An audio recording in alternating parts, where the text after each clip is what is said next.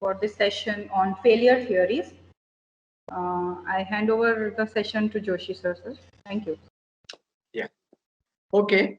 So I hope you had a wonderful session on micro mechanics. So today we have covered macro as well as micro aspects of the lamina properties. And right now we will move to the next phase, and that is discussion about the failure of lamina. This is essential because eventually we are going to see how lamina is going to behave in a laminate and how it will fail in the laminate. And there all these theories will be useful. So eventual objective is going to be analysis of deformation of laminate and its failure mechanism. So we have understood how to characterize, and there is also one more session. I think it is tomorrow, day after tomorrow, in the testing where we are going to see actual testing to characterize the lamina properties, basically in terms of engineering constants. Today we are going to again see how lamina fails and what are the failure theories. Let us go back to our failure theories which we learned for isotropic material for steel. We had learned about maximum stress, maximum shear stress theory. One we had learned about von Mises criteria. Then we had learned about, you know, basically what are maximum principal stresses and maximum principal strain, all that we learned for the isotropic material. Today we will see how lamina is going to fail and what are the criteria which are proposed. But we are going to restrict ourselves to the biaxial stress theories. We learned in the earlier session about the plane stress condition where loading across z axis was going to be 0 and therefore only in plane loads were going to be given. That means in xy or 1-2 plane we were going to load the A. So only sigma 1, sigma 2 and tau 1, 2. If those are the loadings, then how lamina is going to fail is what we are going to see, because we are going to consider lamina and plane stress condition of the lamina only for the failure. Now let me share my presentation and just confirm somebody whether you can see the presentation.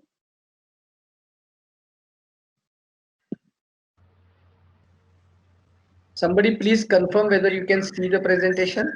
Yes, sir. Then I'll move ahead. Yes, sir. We can see the presentation. You can see.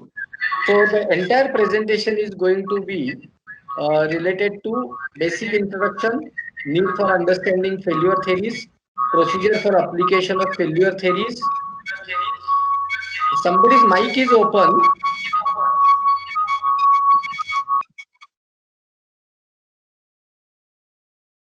Huh. And then 5 failure theories we are going to consider for lamina failure. Somebody just confirm once again whether you can hear me, because I think there is a problem with my headphone. Somebody please confirm, can you hear me? Yes, sir. We can hear You you can clearly. hear. Yes. Okay. This ply-by-ply laminate failure analysis I am not going to take today because it will be covered in the 21st lecture taken by Mrs. Marathi. So we will cover only up to this portion. So let's see what are failure theories. These failure theories, first thing, they are going to be applicable only to the biaxial stress system. That means we will be applying only sigma 1, sigma 2 and tau 1, 2 either alone or in combination or all together.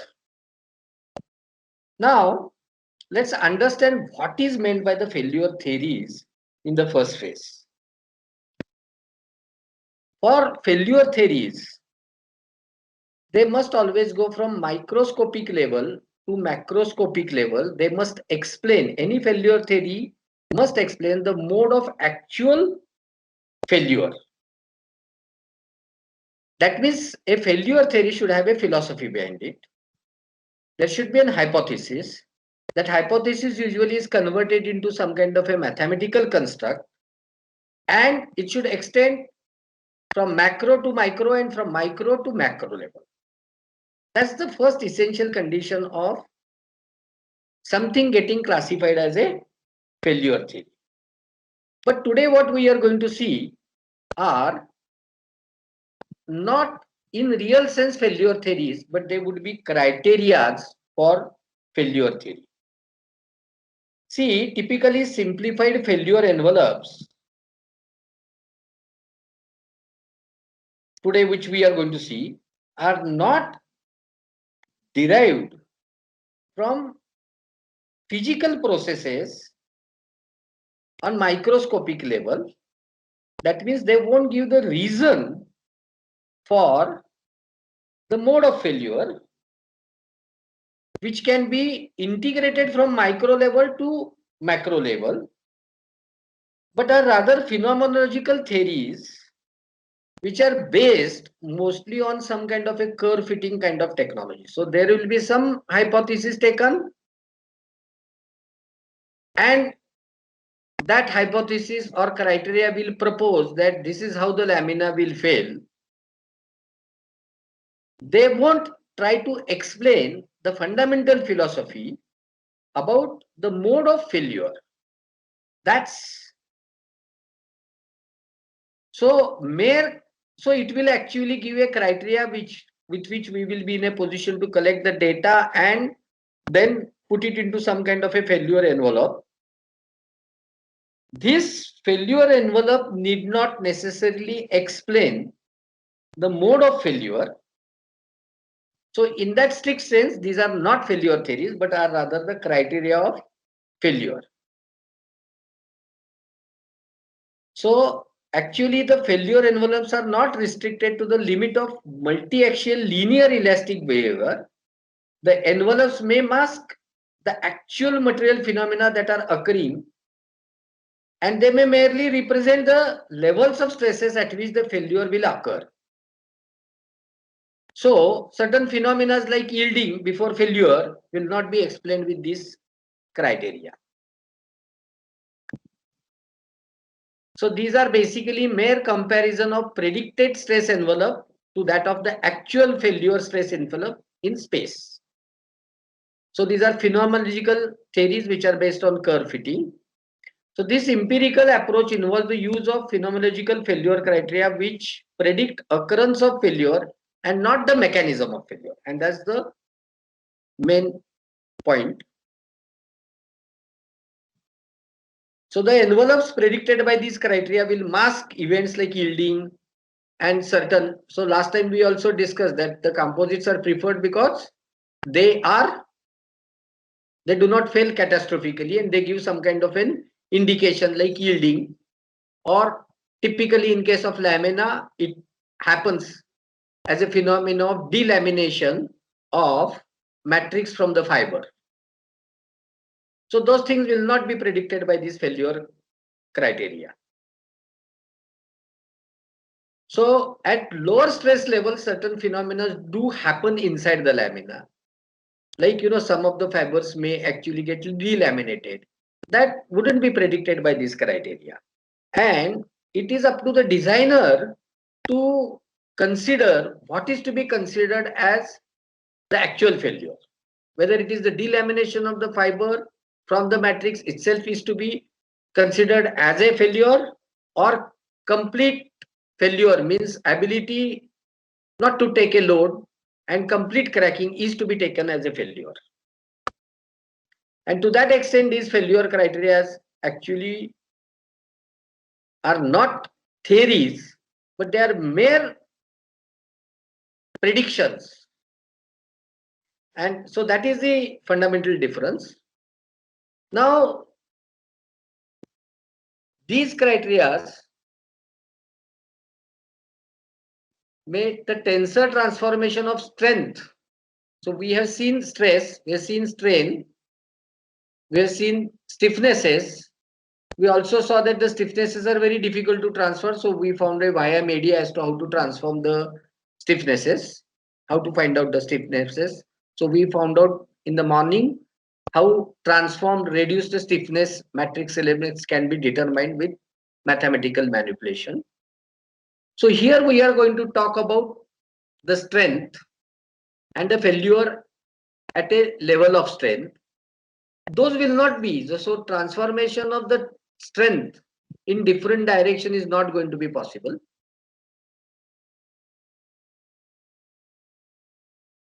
because failure itself may happen at different planes and at different levels. So multitude of mechanisms may exist within the material of failure.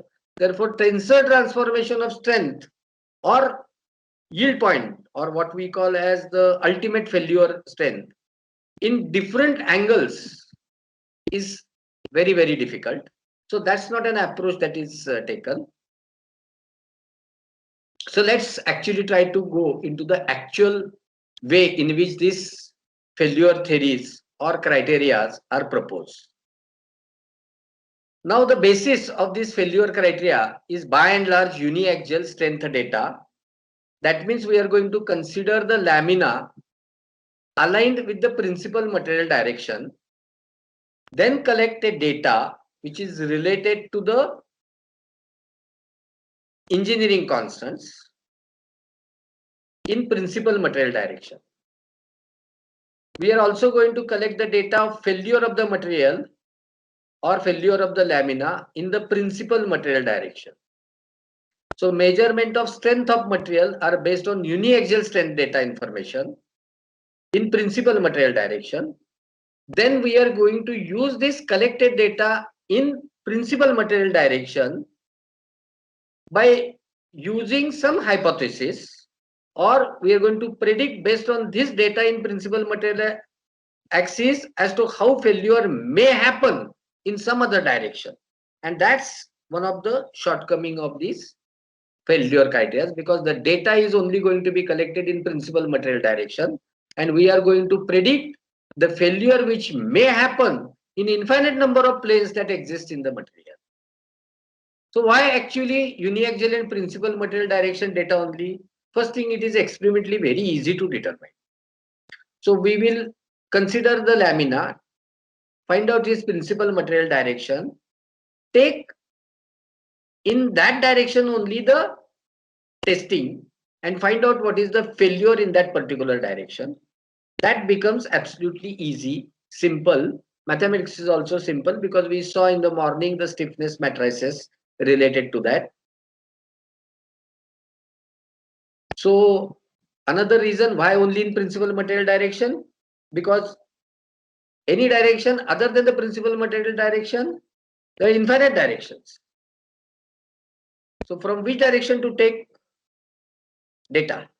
That becomes a big question. And therefore, usually the data is taken only from the principal material direction. Obviously, it has got limitation because principal material direction data actually how it will predict the failure taking place in some other plane. That's the moot point. And how it is addressed in different criteria is what we are going to see today. So transformation of applied load, loading itself in actual situation may not be in principal material direction. It may be in global axis anywhere.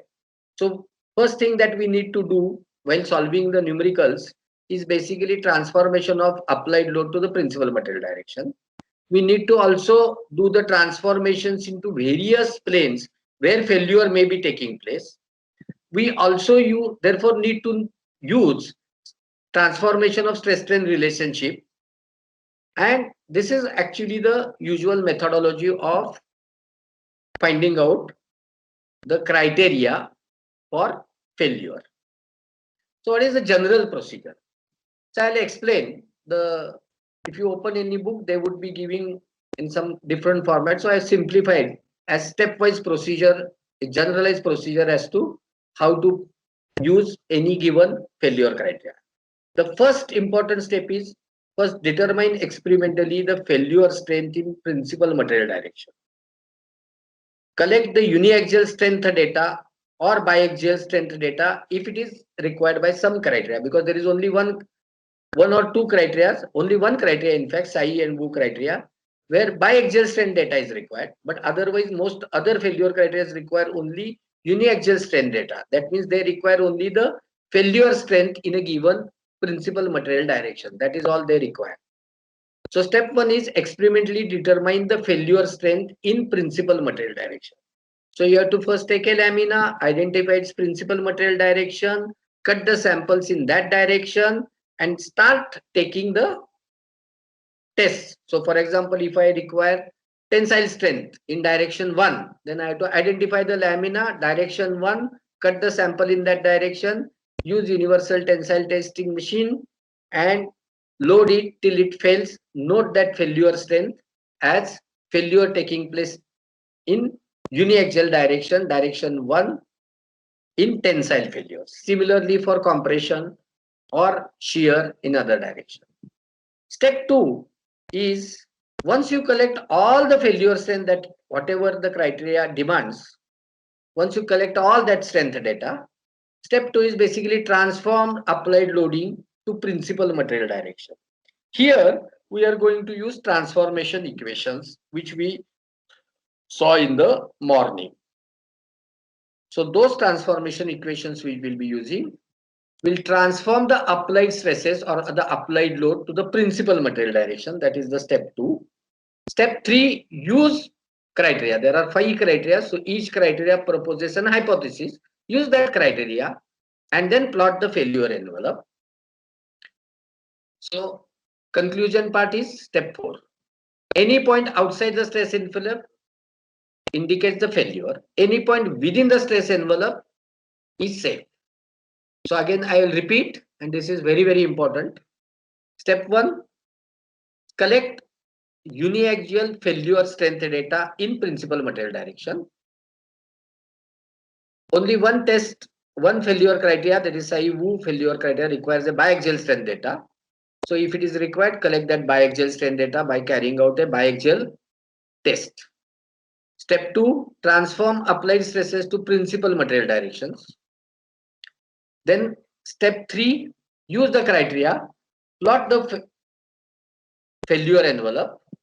Step 4, any point outside the stress envelope is failure of the lamina. It is to be treated as the failure of the lamina, and any point inside is safe. But as discussed earlier, these are only criteria. Point inside the failure envelope, there may be something happening. For example, cracks may be getting initiated, some kind of yielding at some point in some fibers may be taking place. All those things are not actually predicted by these failure criteria. So having known the generalized procedure, let's try to see one by one failure theories. So this actually figure tells you how a failure envelope can be plotted. Now please remember here, this is sigma 1, this is sigma 2 axis, and this is for a given tau 1 2 values. So typical, failure envelopes are plotted like this, sigma 1, sigma 2, and for a given tau 1 2 value, this is the stress envelope that you can plot. So similarly for another tau 1 2 value, there will be one more envelope. So series of such envelopes are usually plotted for a given material. So we'll come to these design failures. So we'll start with the first criteria. First criteria is maximum stress criteria. Even the same criteria did exist for even isotropic material, and we learned it in our mechanics. Both these maximum stress, maximum strain we use for the isotropic material. These are the 5 criteria which we are going to learn. Both these are basically only meant for biaxial stress system. Though the criteria have been actually proposed for 3-dimensional state, we are going to study only biaxial because we will be interested only in plane stress loading. And therefore, we will see only the biaxial loading condition. So there will be no load across z direction in the thickness direction for a lamina. So plane stress, again, I am repeating, the plane stress is sigma 3, tau 2, 3, tau 3, 1. Wherever 3 appears, all those loadings are 0. Sigma 1, sigma 2, tau 1, 2 are not 0. Either sigma 1 may be applied, sigma 2 may be applied, tau 1, 2 may be applied, all combinations of them will be applied, or all of them will be applied. For all such situations, these criteria can be used.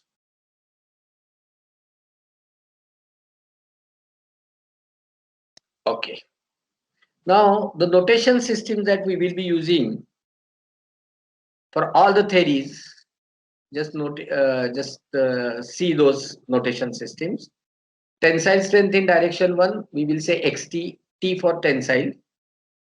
In direction 2, it will be YT, XYZ being the coordinate axis. Compressive strength in direction 1, we are going to see X, we are going to use XC. Compressive strength in direction 2, we are going to use the word terminology YC. Shear strength in 1-2 plane, we'll designate it as S. So XT, YT, XC, YC, and S for shear failure strength. These are the terms that we are going to use. One more thing that here we are going to note is shear failure strength is independent of the nature of the shear stress. That is whether it is positive or negative. That's why in all these failure theories, we will be using the terminology mod of tau 1 2. That's what we will use. So basically shear strength, and there is going to be a lecture on testing. There you will see how shear strength is actually found out. There are a lot of testing fixtures. One of the most difficult is determination of the pure shear strength data by testing, because it is very difficult to apply the pure shear load on any sample.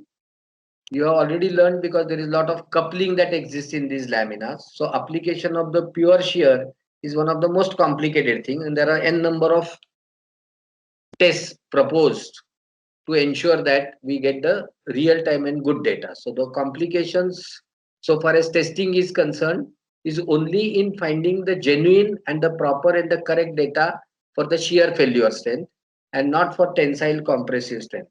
They are easily determined by the tensile testing machine, and you can always ensure that no other loading appears during the testing. Each and every stress in principal material coordinates must be less than the respective. This is the criteria. First theory is maximum stress failure theory. The criteria statement is every stress in principal material coordinates must be less than the respective strength in principal material direction. Otherwise, the failure is said to have taken place. So what does this criterion statement actually mean? That whatever load in whichever direction that you have applied, first transform it into principal material coordinate direction. That transformed value of the stress should be less than the strength in that particular direction. That's what this. Load may be applied in principal material direction. Load may be applied in any other direction. If it is applied in any other direction, the first thing is transform it to the principal material direction. Whatever is that transform value, that must be less than the strength in that direction as determined by the testing. If this is satisfied, then there's no failure taking place. Otherwise, the failure is said to have occurred. This is the statement of the theory. So again, what is the step? Suppose find uniaxial failure strength xt. How do you find out? This again you are going to see in the testing session that you are going to have on 21st. Sigma x is equal to sigma 1, all other stresses. That should be the condition. So take a lamina, find out the principal material direction 1, load, apply load sigma 1 only in that direction. Ensure that whatever fixture or whatever you make takes care that no other load gets applied during the actual testing. So sigma x equal to sigma 1. So only one load is applied, sigma 1. And you ensure that no other load comes during the testing. Load till it fails. Whatever is the failure load, that by sample area is basically the failure strength, xt in that direction. So calculate in similar fashion xt, yt also. That yt ke liye, all that you do is you cut the sample such that the fibers at an orthogonal direction, and then carry out the same test. Find out yt. If it is compressive, use compressive test fixture. That also you will see in the lecture on 21st, how compressive tests are carried out and what are the challenges related to that. Find out S also by carrying out the shear test. Now apply. Now how many strength you found out? You found out xt, yt, xc, yc, and S. So 5 things. So there are now 5 criteria. And this failure theory or criteria says that if any one of these criteria is not satisfied, then the failure is said to have taken. If all 5 criteria are satisfied, then the failure has not taken place. So the theory's mathematical statement is x1, whatever load that you have transformed to principal material direction should be less than the strength in that direction. So there are actually 5 criteria. Since compressive के लिए it is negative sign, less than के जगह पे it has come as more than. Here it is mod, so it is independent of sign. Therefore the criteria. So there are 5 criteria actually. And this is one of the limitations of the maximum stress theory. Instead of one unified single criteria, the final maximum stress failure theory criteria reduces to 5 inequalities. All these inequalities must be satisfied. Otherwise, the failure should have taken place. Now, every time, it is very important to reduce this particular thing into uniaxial off-axis loading criteria. Because most of the places you may be using an angle ply lamina. So the reduction to uniaxial angle ply lamina is what is many a times required. We will be using transformation equation. Sigma 1, 2, 3. 1, 2, 3 are local coordinate axis. X, Y, Z are global coordinate axis. We can use the reverse equation and find out sigma 1 in terms of off-axis loading. So if you use this criteria, these equations become like this. Sigma 1 is equal to sigma x cos square theta, sin square theta.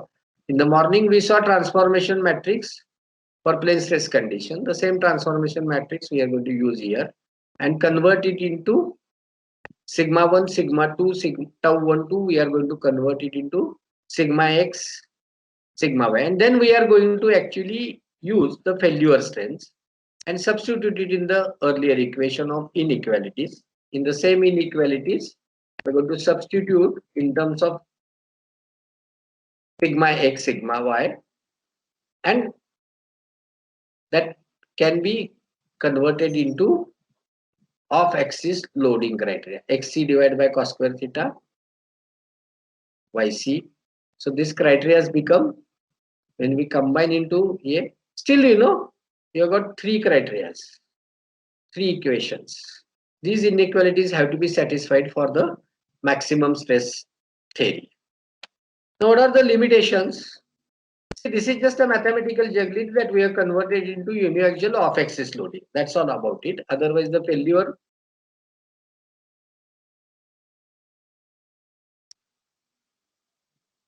Now, let's plot it on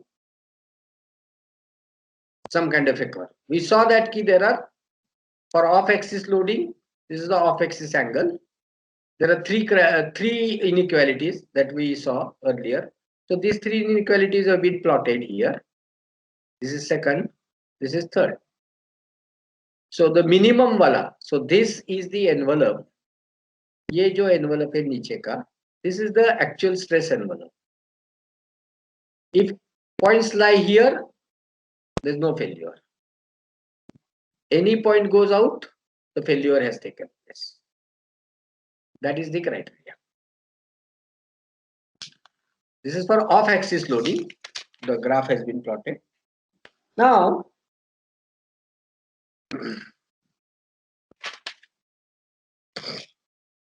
we're going to see the limitations of these theories. But before we see limitation of this theory, we'll see the next theory, because the benefits and the limitations of both theories are same. For maximum strength theory, again the failure criteria. So we will go into the next criteria. Then we'll actually compare both these criteria for advantages as well as disadvantages. Each and every strain in principal material coordinates after application of applied load must be less than the respective strains, failure strains, otherwise the failure is said to have taken. Each and every strain in principal material coordinates must be less than the respective failure strain. I have forgotten to write the word failure strain here. respective failure strain. Otherwise, the failure is said to have taken. Instead of stress, now we are going to compare strengths in principal material direction. What is the procedure again? Procedure is same. Find uniaxial strength xt in principal material direction. Same thing we will going to do. Determine the limiting strengths in principal material directions using stress strain relationship. Use following criteria of failure strain to determine the failure. So in direction 1, limiting strain, if it is sigma 1, this is limiting strain, sorry, x epsilon in tensile test, T is for tensile. So in tensile mode, x epsilon is the limiting failure strain. So if transformed principal strain in that particular direction is less than the limiting failure strain, then the failure is said to have taken. Same is applicable for direction 2. Same is applicable for shear test. So here we are going to use gamma 1, 2. For compressive, inequality will only reverse. Well, again, just go back once again. See, the criteria says that every single induced strain in principal material direction induced because of the applied load. Load may be applied in principal material direction or it may be applied in any other direction. If it is applied in any other direction, please transform it to the principal material direction. Then find out the strain in principal material direction. Once you know the stress in principal material direction, then you can also find out using transformation equations strain in principal material direction. So step 1 is find those strains in principal material direction. Each of these failure strain must be less than the respective failure strain as determined from the uniaxial test. Then the failure is said to have taken place. And so the criteria, if it is to be written mathematically, will appear like this.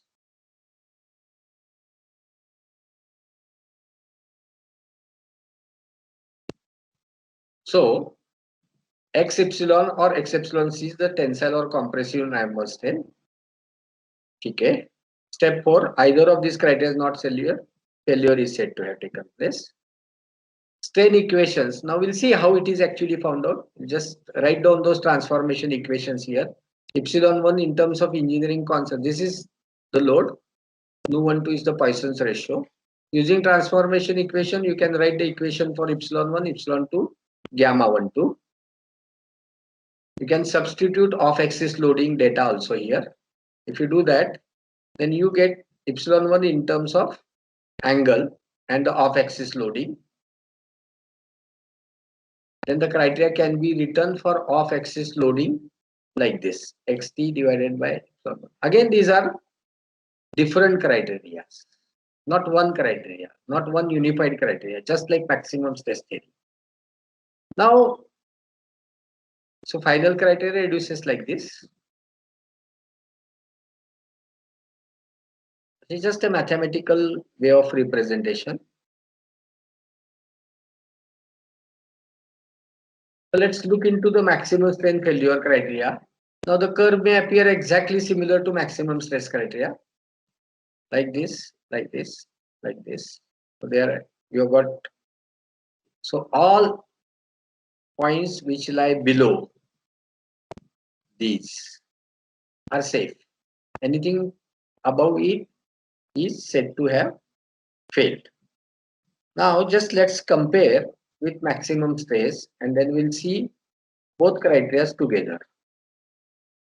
I'm just showing you once again the graph for maximum compression. Now do you see that there are some cusps over here? Can you see the cusp over here? There is a cusp over here, and this cusp is an indication that the criteria is not a single unified criteria, and in fact for some theta angle you have two values instead of one value. The cusp is an indication that something is wrong and something is not right, and that is the limitation of both these theories. So first limitation is that it is not one criteria, there are multiple equations. So there is no single unified criteria. So several curves get plotted. Lowest of the curve actually is governing the strength that we saw and I showed you on the graph. Variation of strength with the angle of orientation is not smooth. There are cusps there. That is an indication that the theory fails at that particular cusp because it gives two values simultaneously.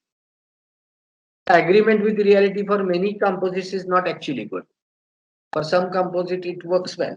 For some composites it may not work.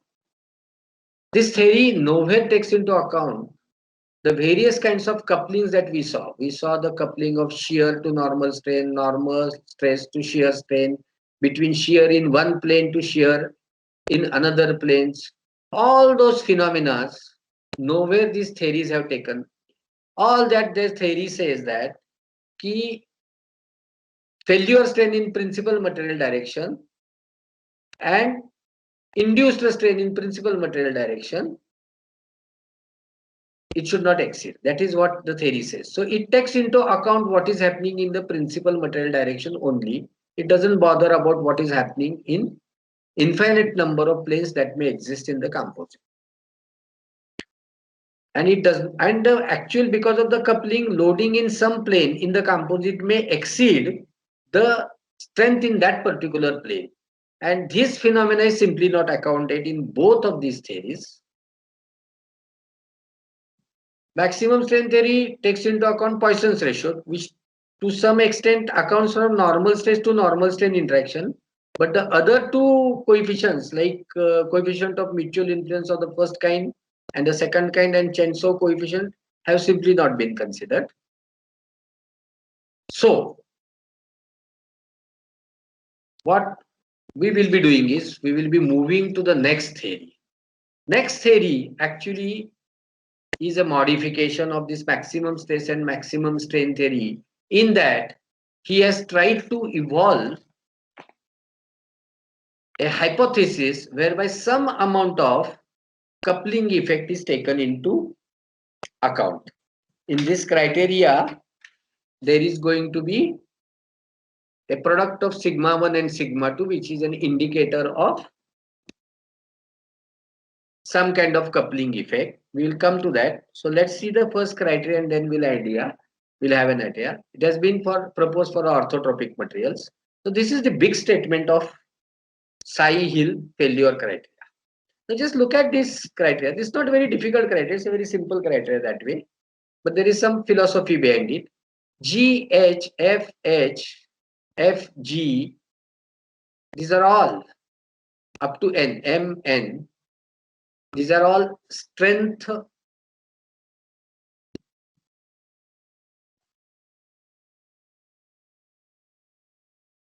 they are the factors which are correlated to the strength and, really speaking, correlated to the failure strengths. F, G, H, L, M, N are regarded as something similar to failure strengths. This criteria is actually derived from or uses the same philosophy of von Mises criteria, which we actually studied for in mechanics for the steel and isotropic material. This von Mises criteria is actually something which is related to the distortion, energy required for distortion in an isotropic body. It does not take into account the energy required for change in volume that is taking place.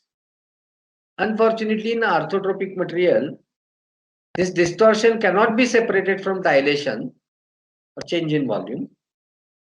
So to that extent, this is not truly speaking a von Mises. This theory is not derived from the von Mises criteria, but is slightly different. But nonetheless, let's see and understand how to find out these G, H, F, L, and M. They are not strictly failure strengths as we found out in maximum stress and maximum strain criteria. These are something similar to failure strength. They are to be regarded as failure strengths. How to find out? Let's just find out in a minute.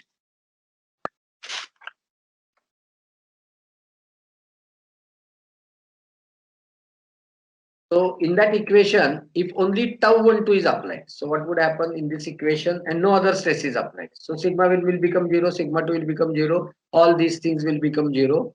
Here also sigma 1, sigma 2 up to here, they appear. Even sigma 3 is 0. So everything will actually vanish except 2n tau12 square becomes equal to 1. So if only tau12 is applied, then we get 2n is equal to 1 upon s square. Tau12 we are now substituting as failure strength S.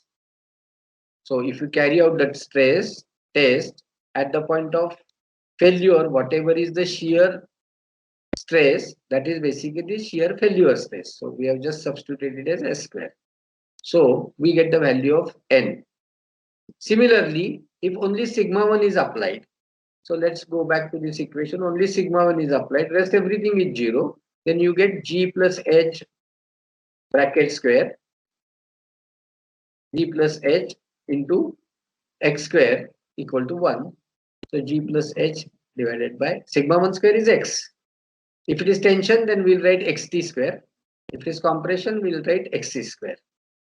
Basically, G plus H is strength, uniaxial strength, either tensile or compressive. If it is tensile, then we'll write XT. It is compressive, then we'll write YC. Same thing, sigma 2, you get F plus. So you get these equations. So these equations can be solved, combined together, and we get these equations. Where is 1 upon y square, z square, x square. Now this z comes in the equation, but we are not going to apply sigma 3. For plane stress condition, only these two things will be there. So for plane stress condition, this entire criteria, if we substitute into original equation, if these values are substituted into the original equation, for plane stress conditions, we are going to set sigma 3 equal to 0. We are going to keep only sigma 1, sigma 2 and tau12. If we keep that and substitute into original equation, then we get this criteria. If sigma 1 and sigma 2 are only positive, for negative it will, the criteria value will differ. We'll see that. For both sigma 1 and sigma 2, the criteria reduces to this. So case 1 is sigma 1, sigma 2, criteria is this. Case 2 is sigma 1 is positive applied, sigma 2 is negative.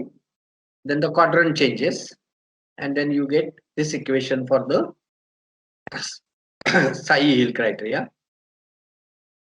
This is case 3, both sigma 1 negative, sigma 2 positive. Case 4, both are negative. So final criteria, we just see the equation first. The final criteria looks like this.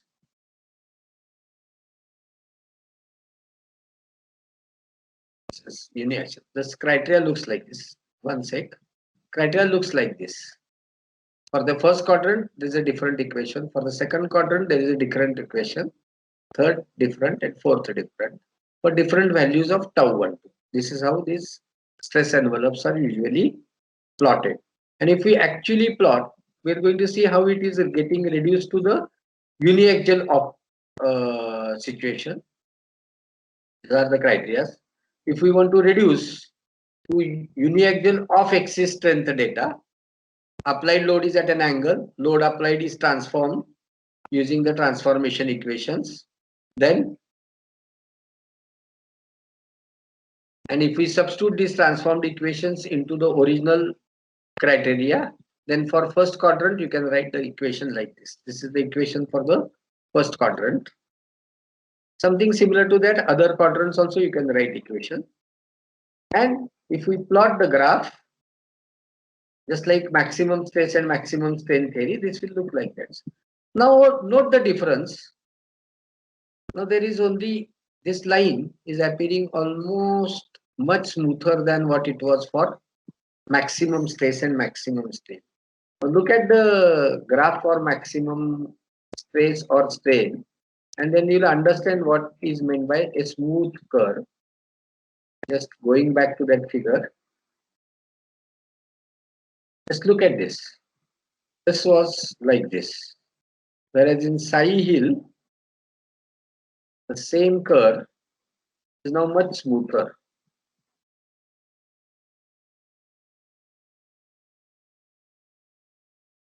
It is much smooth over here. It's very smooth now.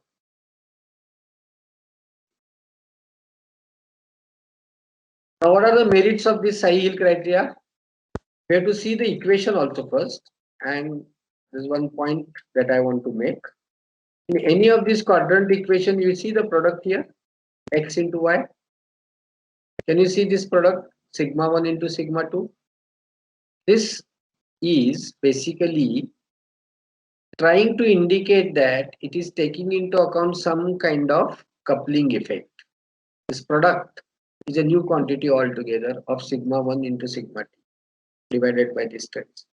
This is something different and special about Sahi-Hill theory. So to that extent, it is a modification where in maximum stress and maximum strain, no coupling effect was taken into account. First thing, variation of strength is smoother, no cusps, no rise in strength is seen as was observed in the case of maximum stress and maximum strain theory. Rise means in maximum stress and theory, suddenly for some rotational angle, the strength was, envelope was showing an increase here. Can you see this? This was suddenly showing an increase all sudden. And this cannot be explained by any hypothesis. So that is absent in Sahi-Hill criteria. First thing, it is a smooth curve. Second thing, that sudden rise which can be seen in, that's because agreement with the reality is far better.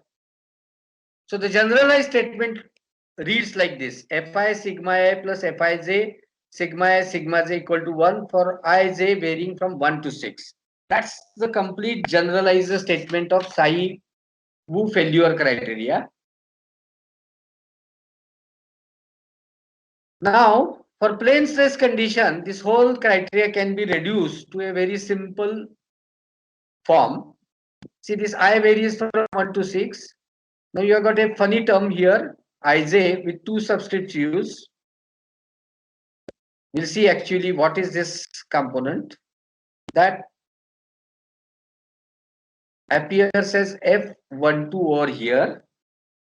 Fi and Fij are basically some kind of strength tensors of the second and the fourth rank. This one is written in the contracted notation. So Fi is basically a strength or stress second order tensor, whereas Ij is a fourth order tensor. Because usual contracted notation system is used. If I expand this equation, it becomes a very big equation. Instead of doing that, what we have done is we have applied directly the plane stress condition for orthotropic lamina. That means everywhere 3 comes, that is actually being made equal to 0. Then for biaxial stress condition for orthotropic lamina and plane strain condition, this generalized statement actually reduces to this. The terms that are linear in the stresses are basically representing different strength in tension and compression. Terms that are quadratic in nature, can you see here? There is a quadratic nature, are more or less the usual terms to represent ellipsoid in stress field. The square will determine give the equation of an ellipsoid in the stress field.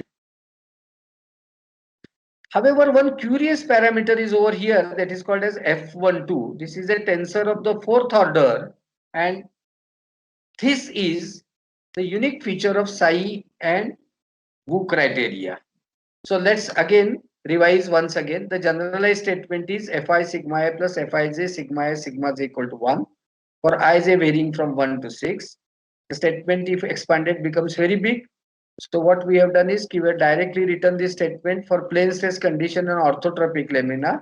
That means in expansion, we are going to set everything wherever 3 comes at 0. After that, this criteria reduces to simple form. Now this F1, F2, F6, these are all failure strengths. These are linear terms, usual strength tensors. Here there is a quadratic term. They are useful in determining basically the ellipsoid. So this quadratic term is basically meant for actually mathematical equation representing the ellipse. And here there is one curious factor, F12. And what is that we are going to see now?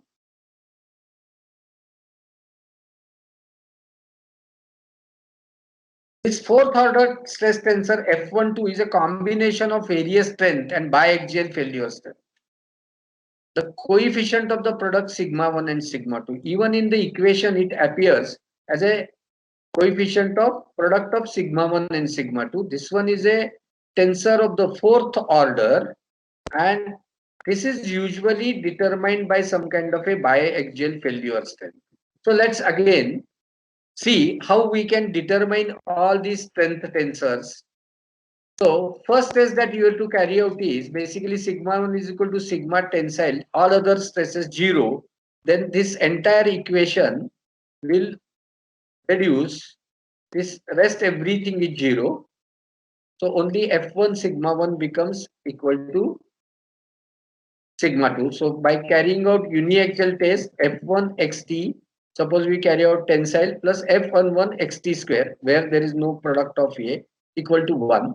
So you get this mathematical relation. If I carry out a test, sigma 1 is equal to sigma, apply compressive load, then instead of xt, it will be xc. Now I got two equations, two unknowns, and I can solve this equation. So I can find out the value of F1 and Fn1. Two equations, two unknowns. I can simultaneously solve this equation and I can determine both F1 and F11, F11. Similarly, I can find out F2, that comes as 1 upon Yt upon 1 of Ic. Shear strength is independent of the sign, and therefore F66 can be directly written as 1 upon S square. Let's go back here. The main equation. Shear strength is independent of the sign, and therefore we can write F66 as 1 upon S square. S is the failure shear strength. Now F22, F11, F22. So by setting, one stress at a time, making everything else, we can solve these all equations simultaneously. For equal strength in tension and compression, that condition is going to lead this equation to sigma 1 by x square plus 2 f12 sigma 1 sigma 2 square by y square tau 1 2 by s square equal to 1. Now this is the statement of Tsai-Wu theory. Now what is the difference now? This is the failure criteria. There is only one criteria. Only one thing is there. We have determined X, Y, S. These are all failure strength, but we do not know what is this F12 still so far. Now this F12 cannot be found out by any kind of uniaxial test. Cannot be found out by any kind of uniaxial test. For finding out F12, we will have to find out what is known as a biaxial test. And that biaxial test is carried out such that you set sigma 1 equal to sigma 2 equal to sigma and all other stresses 0. So that means two equal stress values simultaneously apply load in two directions, that is one direction and two direction, then carry out the test. The failure of the lamina will give you F12 value. Just one sec.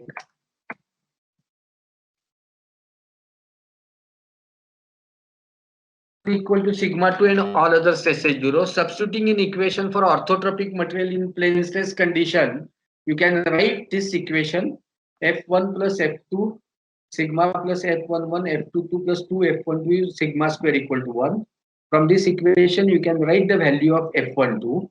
Now, the beauty of this Tsai-Wu theory is that the value of F12 depends on various engineering strengths plus the biaxial failure. So just look at this value of the sigma 12.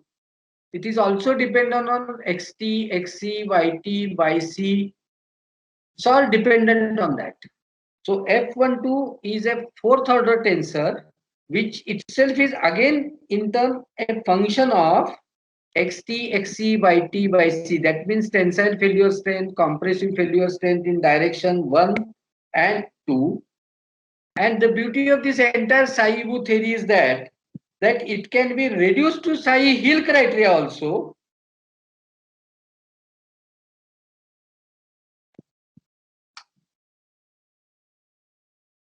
If we plot this Saï-Woo criteria for uniaxial off-axis loading condition, then the curve appears much smoother, and the dotted line indicates the agreement with the reality is extremely close.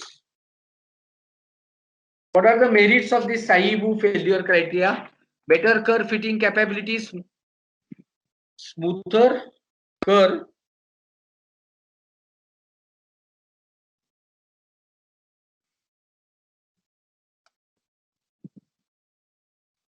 Hello, can you hear me? I think there was some problem with my headphone also. Can you hear me? Yes, sir. Yeah, you can hear me now. Yeah, there was a problem with my headphone as well just now. Anyway, so what are the merits of Saï-Woo failure criteria? Better curve fitting capability. There's an introduction of fourth order strength tensor. Now this fourth order tensor takes into account coupling effect between shear and the normal stresses, which was hitherto absent in all earlier failure theories. And that's the beauty of this Saï and Woo failure theory. So reduction to isotropic case is possible. So if I plot a final curve of various criteria, this is Saï-Woo stress envelope. B represents maximum strain criteria, stress envelope ka, and Psi C1 is Saï-Hill, and you can find that these are the data points actually, actual failure strength, and you can see that they are very close to the stress envelope. So agreement with reality is much better. Right at this moment, I'll do one thing because of internet disruptions. I think this entire lecture got disturbed to certain extent. So let me ask you actually certain questions. We'll take some kind of a question answer session and then we will stop in another 5 or 10 minutes. So I don't know what portion I lost, but if I lost Hoffman theory, we have not lost anything. I hope you could see properly maximum stress theory, maximum strength theory, and Saï-Hill theory. If you could see Saï-Hill theory also properly, then even if we have missed due to internet connection Hoffman theory, it doesn't matter much because Hoffman theory and Saï-Hill theory are more or less are almost similar, and in fact Hoffman theory reduces to Saï-Hill theory for equal tension and compression. So you have not lost much. The last theory of Saï-Woo is little important. So I'll just recapitulate what we saw in failure theories and what is the purpose for which we saw these basically failure theories. First thing is none of these are theories in such, they are criterias. They are something more similar to the curve fitting based on certain criteria proposed.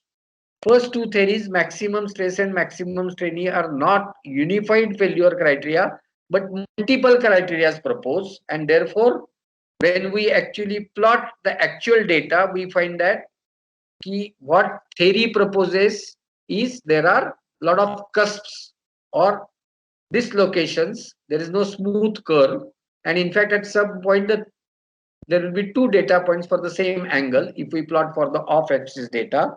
Therefore, which tells us that something is wrong actually.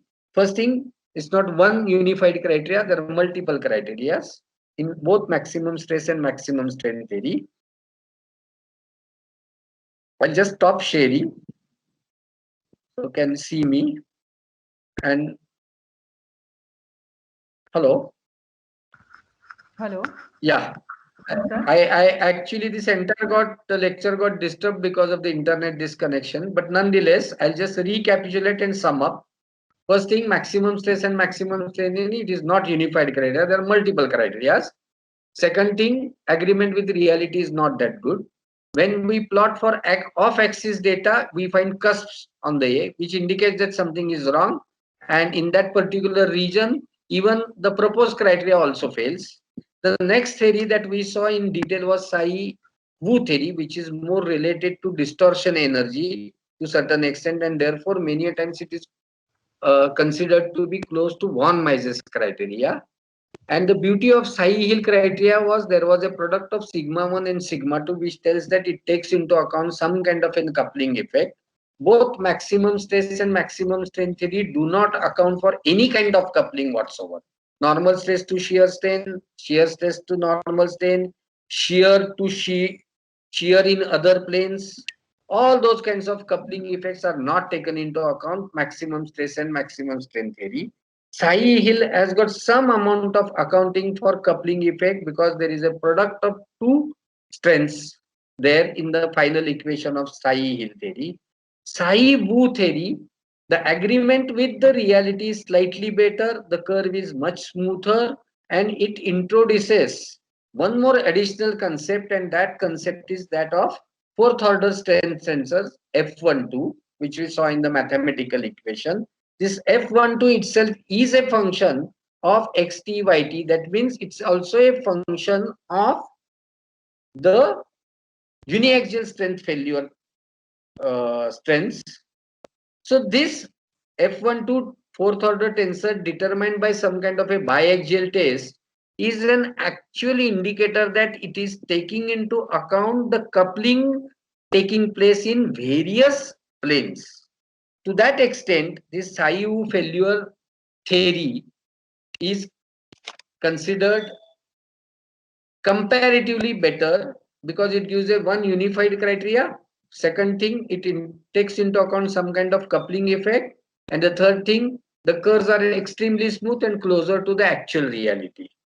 Now again, let me recapitulate and then I'm going to stop. All these biaxial failure strength theories or criteria that we saw are basically for the lamina. The purpose was eventually we are going to use these failure criteria when we are going to analyze the final laminate failure. There we are going to use this because our objective is finally to design a laminate, which is the stacking of multiple layers of multiple laminas together. There we are going to use this failure criteria again. And the purpose of doing it for a unidirectional lamina was because the lamina could be isotropic, the lamina itself could be orthotropic, it could be only one unit angle ply lamina or only single 0 degrees unidirectional lamina. All sorts of combinations eventually are going to be used while building the stacking sequence and building the final laminate. So to that extent, these failure theories also can be extended. Today you had a lecture of micro mechanics in which we saw the other kind of laminas also, for example, particulate filled laminas. All these theories, failure theories also can be taken and extended to those kind of laminas also. So this was a general explanation of about various kinds of failure theories proposed for the laminas. Now I'll take a stop over here. I'll not go back to what we lost. Probably we lost Hoffman's theory because of internet disconnection. But there's no point in going back to that theory and explaining because it's almost closer and similar to Tsai-Hill theory. So I'm going to take a stop at this moment. If there are any questions, I'll take up those questions right at this moment. Anyone has got question? You can ask me now. Good evening, sir. Am I audible now, sir? Started. Good evening, sir. My name is Akash Gupta. Actually, sir, I have a one question. Sir, are these the failure criteria basically for the static loading or for the, sir, the fatigue loading? Or fatigue loading basically having some separate criterias? No, these are for the static loading. Okay, so other theories basically we actually having some other theories also like for the fatigue, sir. Can you please name it that theories so we can go through? The fatigue may actually the failure gets accelerated but I don't think there are any great different kind of failure theories proposed for the fatigue kind of cyclic loading. Okay, sir. But I'll come back, search an answer and give back that answer to you. Okay, sir. Thank you. Anyone has got any other question?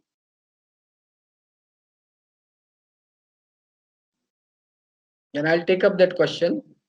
Somebody can tell me what we lost actually. We lost 10 minutes. Which theory we lost during our internet? Sir, basically, at that time, the last topic was you are actually discussing about the merits of the Sci-Hill criteria. Merits, sir. So we covered Sci-Hill criteria and we Yes, lost yes. Hoffman theory altogether. Yes, That's okay. Hoffman we totally It doesn't lost. matter if we lost the Hoffman theory because it's similar to Sci-Hill theory. So anyone has got a question, I'll take up. All these theories we are discussing because eventually we are going to use at least any one of these theory for predicting the laminate failure in toto. And this failure theory, it is important. See, here also we are characterizing only E1, E2, Nu12 and G12. Only these four engineering constants are good enough to know. Only in Psi-Wu theory for determining F12 we needed a biaxial test. Otherwise, only the basic characterization of E1, E2, Nu12 and G12 is good enough. Only that much data need to be collected. Anyone has got a question? I'll take up. Hello, sir. Huh? Sir, a participant named Deepesh Bhavsar has written in the chat box. His question is, which failure theory are used for impact load? I told you, for impact, fatigue and other things, I don't think there are any failure theories separately mentioned. There are no other theories for failure. See, again, this has to be understood that these are criteria.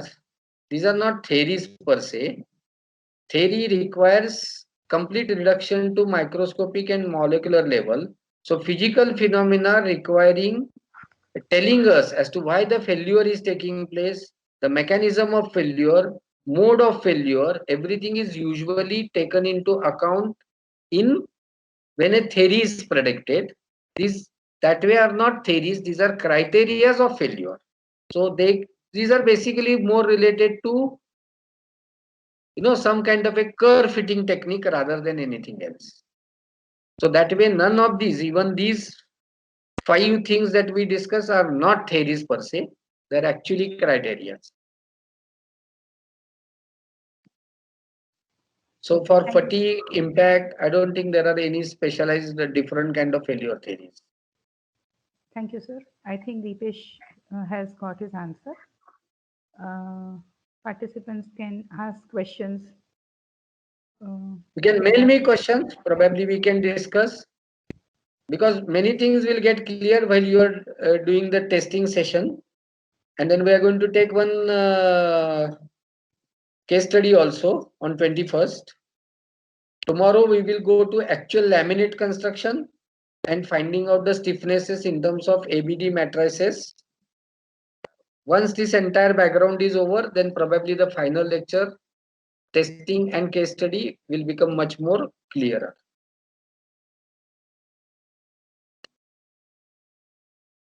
I'm sorry for the loss of internet. I'm in a rural area and therefore internet goes off sometimes and it didn't understand. So I lost 10 minutes of internet connection, but that's okay. We didn't lose much out. Only one theory we lost. And I hope at least the concept is understood by everyone. And hopefully the recording also will be available to you. And I will be open for answering questions on email also. So can I take your leave now? Should we say that the lecture is over now? Yes, sir. If I there's hope no there are no question, more questions. so we can end the session. Yes, sir. Yes, sir. Okay. Thanks a lot for listening peacefully. Today was a very heavy day, I believe. All the lectures were loaded. No, sir. Thanks a lot. We thank you for your nice lecture on failure theories, and You described very well the need for understanding failure theories, like the procedure for applications and the various failure theories you described very well. So it was a nice session, and we thank you on the Plastic Technology Department. Thanks you for this session. Thanks a lot, sir. Okay, thanks a lot. And thank you for participants for your patient listening. Thank you. We will meet tomorrow at 11 for the first session of day 3. Thank you. Madam, excuse me, Yes. madam. Yes. We have to fill any feedback from Delhi? No, sir. The feedback form will be available. We'll be sharing with you on the last day, and there will And be a same test. any quiz test that would be also on Yeah, the last day. that will be also on the last day. It's written in the session which has been shared on the Telegram link. So it has also been mailed to you. The feedback and the examination will be on the last date. 22nd only. Now, every day we have to attend only 3 sessions. Yeah, there will be 3 sessions every day.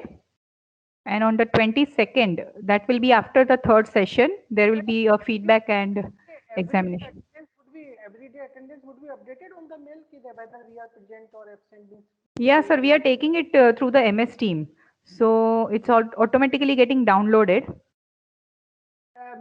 Madam, will you do mail so that we verify that everything is okay? We have registered with our login ID, means that we are listening it, but just for verification that everything is okay from our end. So will you do mail on the everyday attendance on the mail? Sir, there's no need of mailing to you actually. We have the